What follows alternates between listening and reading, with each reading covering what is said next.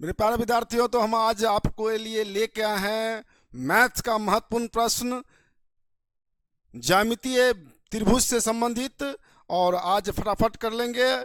और मैं बता दूं कि आगामी बोर्ड मॉडल क्वेश्चन है ये, जो आगामी परीक्षा में आपको बहुत फायदा पहुंचाएंगे। आप जरूर इस वीडियो को देख के एक बार परीक्षा में जाएंगे। चलिए फटाक से पहला क्वेश्चन आप करते हैं। दो समरूप त्रिभुज के क्षेत्रफलों का अनुपात 81 cm² 49 cm² है।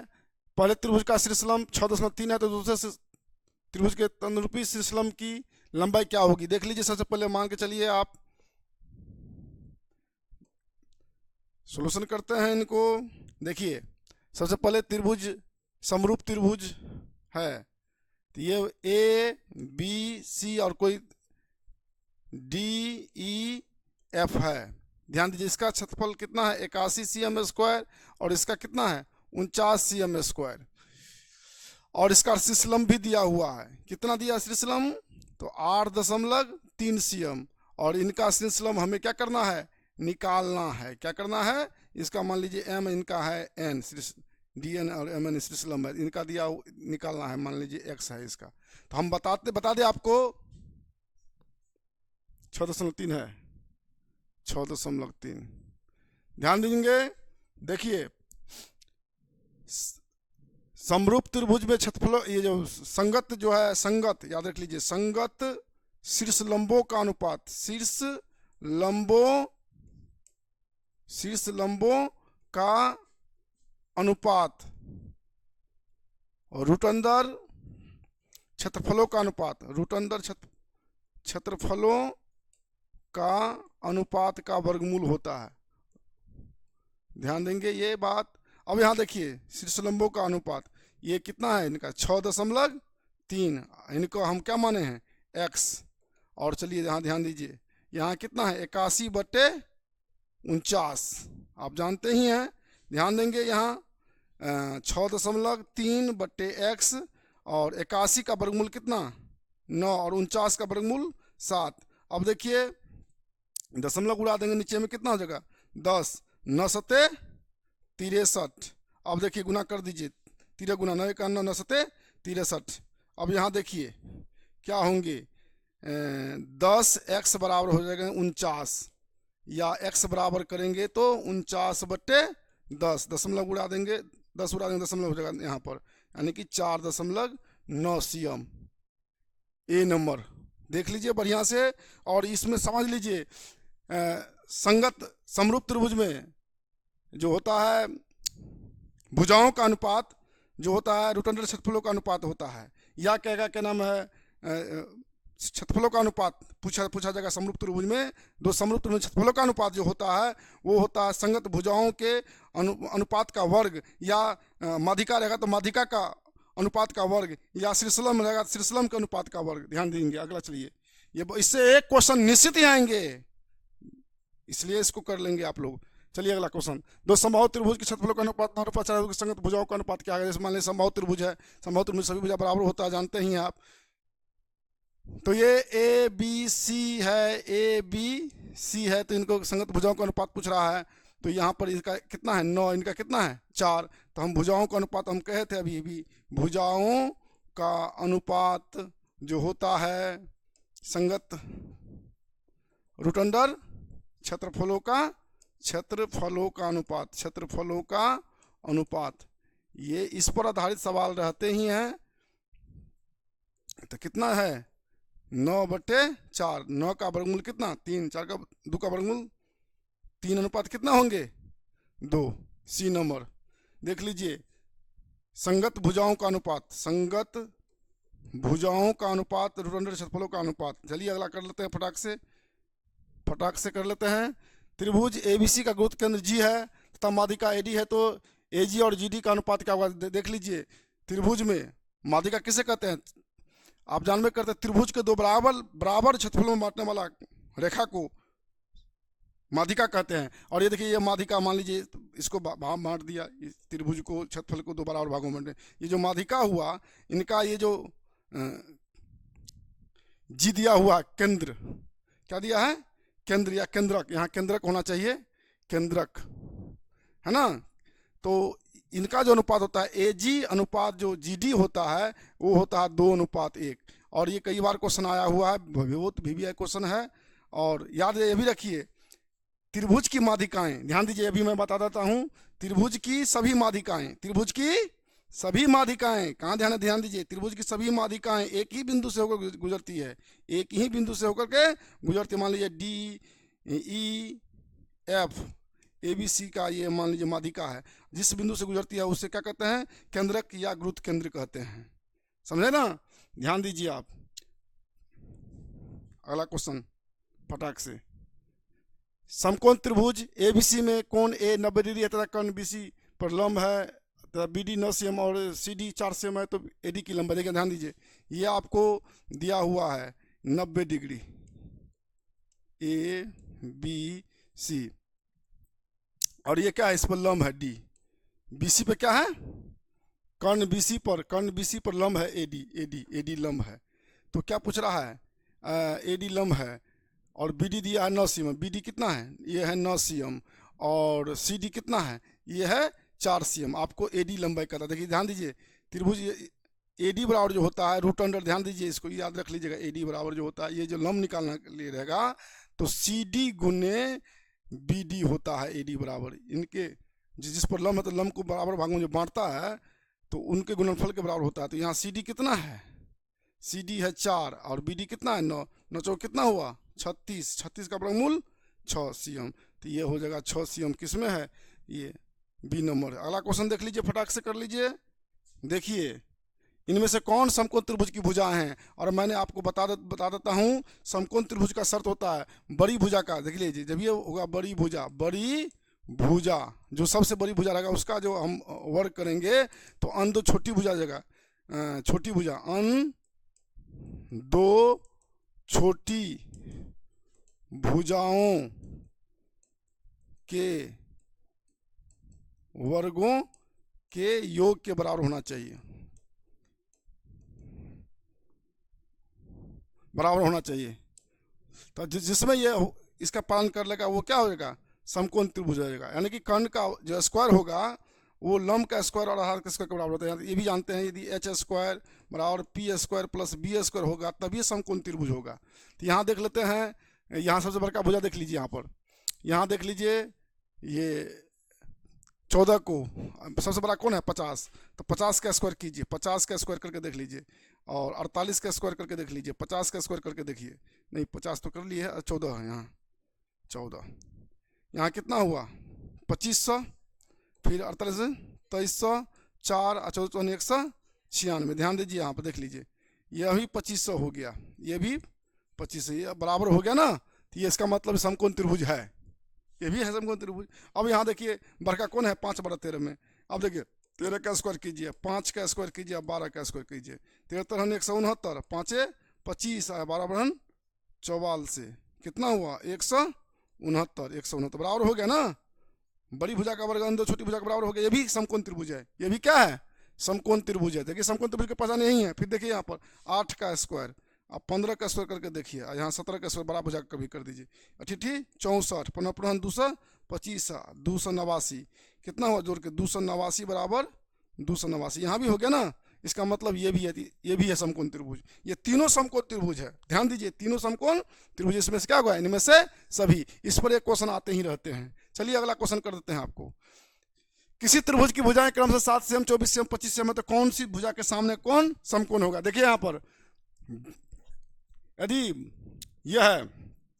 यदि बड़ी भुजा का वर्ग अन्य दो छोटी भुजाओं के वर्ग के बराबर हो, वर्ग के बराबर हो, तो सबसे बड़ी भुजा के सामने का कोण 90 डिग्री होता है। इस बात को याद कर लीजिए, समझ लीजिए। यदि बड़ी भुजा का वर्ग अन्य दो छोटी भुजा के वर्ग के बराबर हो तो सबसे बड़ी भुजा के सामने कोण क्या होता है 90 डिग्री होता है। मान लीजिए ये है और ये मान लीजिए ये है, या 5 है ये, या यहाँ पर क्या है ये, नहीं 25 है, ये क्या है 25, ये है 7 है, ये है 24। तो यहाँ देखिए 25 का स्क्वायर, यहाँ क्या है 7 का स्क्वायर और 24 का स्क्वायर। यहाँ देखिए 25 25 625, 7 7 49 और 24 24 576। यहाँ देखिए 625, यहाँ भी 625 बराबर हो गया ना। तो बड़ी भुजा के सामने कोण क्या होगा 90 डिग्री होगा। यहाँ क्या होगा भुजा के सामने कोण, किसके सामने कोण होगा 25 cm, तो 25 cm कौन होगा यहाँ बी। ध्यान दीजिए, फटाक से करिए अगला। किसी समचतुर्भुज के विकर्ण 8 cm तथा 6 cm है तो उसकी भुजा की लंबाई क्या होगी। ये जो है आपको समझना है। ये समचतुर्भुज कैसा होता है, देखिए समचतुर्भुज का गुण होता है, समचतुर्भुज का गुण होता है कि वो विकर्ण को समकोण पर संविभाजित करता है, समकोण बनाते हुए संविभाजित करता है। समझाते मतलब विकर्ण को दो बराबर भागों में बांटता है, बराबर भागों में, लेकिन वहाँ क्या बनाता है, जहाँ कटान बिंदु होता है विकर्णों का, वहाँ पर 90 डिग्री कोण बनता है। यहाँ देख लीजिए 4 बराबर समकोण त्रिभुज बांटता है, समकोण त्रिभुज के विकर्ण 4 बराबर समकोण त्रिभुज में बांटता है। देखिए यहाँ ध्यान दीजिए, विकर्ण कितना है 8 cm, मान लीजिए ये 8 cm है और ये 6 cm है, तो 8 है तो कितना कितना होगा 4 4, ये कितना होंगे 3 3। ध्यान देंगे, और ये क्या हो गया भुजा, यानी कि समकोण त्रिभुज बन जाता है। 4 समकोण त्रिभुज बनते हैं, समकोण त्रिभुज के विकर्ण 4 समकोण त्रिभुज बनाते हैं। ये भी समकोण त्रिभुज, ये भी समकोण त्रिभुज, ये भी समकोण त्रिभुज, ये भी समकोण त्रिभुज, बराबर समकोण त्रिभुज है। देखिए अब यहाँ पर त्रिभुज में जाइए, त्रिभुज ए ओ, मान लीजिए ए ओ पे काटा है, ए ओ बी में आइए, ये समकोण त्रिभुज है। तो ये क्या हो गया, ए डी क्या हो गया कर्ण हो गया, ये क्या हो गया कर्ण, और ये क्या हो गया लंब, ये क्या हो गया आधार। तो एडी में हम क्या कर लेंगे, चूंकि समकोण त्रिभुज में क्या होता है कर्ण बराबर लंब का स्क्वायर, यानी कि 3 का स्क्वायर, आधार कितना है 4 का स्क्वायर, कर्ण लंब और कर्ण के योग के बराबर होता है। देखिए यहाँ 3 तिया 9, 4 चौका 16, कितना हुआ 25 5, तो ये कितना निकला 5 थे। समचतुर्भुज से भुजा क्या होता है बराबर होता है। ये भी कभी कभी परिमाप भी पूछ सकता है आपको, तो 5 चौका 20 cm होता है परिमाप। परिमाप नहीं पूछा है यहाँ पर, ये सवाल आपको पूछे जाते हैं। और ये डिजिट चेंज रहेगा, हो सकता है डिजिट चेंज रहेगा। डिजिट मतलब यहाँ पे जहाँ 8 है वहाँ 6 है, वहाँ पर 48 और 14 cm हो सकता है, 16 और 30 cm हो सकता है। बनाने का तरीका यही हो सकता है। चलिए अगला क्वेश्चन कर लेते फटाक से। अब देखिए समकोण त्रिभुज एबीसी में कोण एबीसी 90 डिग्री है, कोण एसी पर लंब डाला गया है, जो पी और समकोण बनाने वाले भुजाएं क्रम से ए और बी, इनमें से कौन सा कथन सत्य है। देखिए ध्यान दीजिए, यदि ये समकोण त्रिभुज है, समकोण बनाने वाली भुजा मान लीजिए ए और बी है, यहाँ पर समकोण बनाता है, ठीक है ना। और इस पर जो ये कोई लंब डाला गया, मान लीजिए ये कर्ण, ये कोई कर्ण है, ये क्या है कर्ण पर ये लंब डाला गया है। तो ये जो ध्यान दीजिए, ये लंब मान के चलिए आप एच है, ये क्या है एच है। तो ध्यान दीजिएगा, ये जो है बहुत बार आया हुआ क्वेश्चन, इसमें बहुत सवाल भी सेटिंग करके पूछा जाता है। इसमें होता क्या है, समकोण बनाने वाली भुजा जो है उसका वर्ग का व्युत्क्रम मुका योग, वो जो है कर्ण पर जो डाला गया लंब है उनका वर्ग के व्युत्क्रम आपस में क्या होता है बराबर होता है। दिमाग में रख लीजिए, इनका जो जैसे इनका वर्ग कीजिए, समकोण बनाने वाली भुजा कौन कौन है ए और बी, इनका कीजिए वर्ग, वर्ग क्या हुआ ए स्क्वायर, इनका क्या हुआ वर्ग बी स्क्वायर, और लंब का इस पर कर्ण पर डाला गया लंब एच, एच का स्क्वायर। ये जो होता ना इनका ये नहीं बराबर होता आपस में, ये बराबर नहीं होता। कैसे होता है, इसका व्युत्क्रम बराबर होता है, इसका जो उल्टा कर देंगे 1/a स्क्वायर कर देंगे, 1/b स्क्वायर कर देंगे और 1/h स्क्वायर कर देंगे, तो ये आपस में क्या होते हैं बराबर। ये याद रख लीजिए। और ये क्वेश्चन कई बार कंपटीशन में भी आया हुआ है और 10वां में भी पूछा जाता है। इनमें कौन क्वेश्चन आता है, देखो इसमें कौन सा कहाँ है ऐसा, एच नहीं यहाँ पी है ना, क्या माना गया है इसको, इसी पर डाला गया पी है, तो यहाँ पी मान लीजिए, यहाँ एच की जगह पे क्या हो जाएगा पी हो जाएगा, यहाँ पी कर दीजिए पी, तो यहाँ क्या हो जाएगा पी स्क्वायर, अर्थात 1/a square plus 1/b square और 1/p स्क्वायर किस में होगा,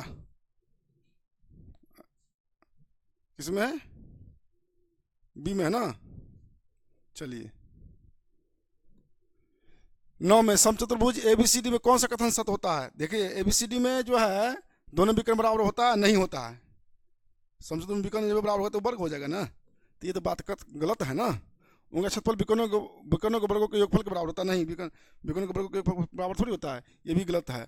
भुजा के वर्गों का योग उनके विकर्णों के योग के बराबर होता है, ये बात सत्य है। ये समचतुर्भुज में क्या होता है, देखिए ध्यान दीजिए, समचतुर्भुज में क्या गुण है, ध्यान दीजिए, यदि ए है, बी है, सी है, डी है ना, और ये आपको विकर्ण है, ये ऐसे ऐसा, तो ध्यान दीजिए, यानी कि ये भुजा जैसे ए बी का स्क्वायर, ध्यान दीजिए, प्लस बी सी का स्क्वायर, फिर ध्यान दीजिए सी डी का स्क्वायर, प्लस ए बी का ए डी का स्क्वायर किसके बराबर होता है, विकर्ण ए सी का स्क्वायर प्लस बी डी का स्क्वायर, विकर्णों के बराबर होता है। इसमें कौन होगा, ए नंबर, ध्यान देंगे इसमें। चलिए अगला क्वेश्चन फटाक से कर लेते हैं।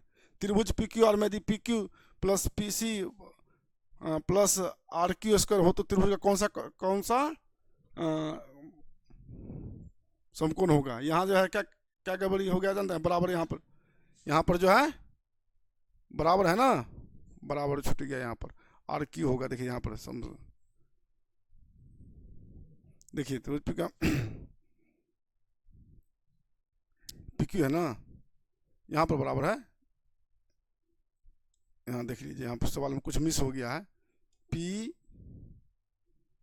क्यू और आर, पी क्यू आर करिए, तो यहाँ देखिए ध्यान दीजिए, पी क्यू स्क्वायर बराबर क्या है, पी आर का स्क्वायर प्लस पी सी भी है, पी सी तो यहाँ नहीं है, पी क्यू क्यू हो गया यहाँ पर क्या, आर क्यू और पी आर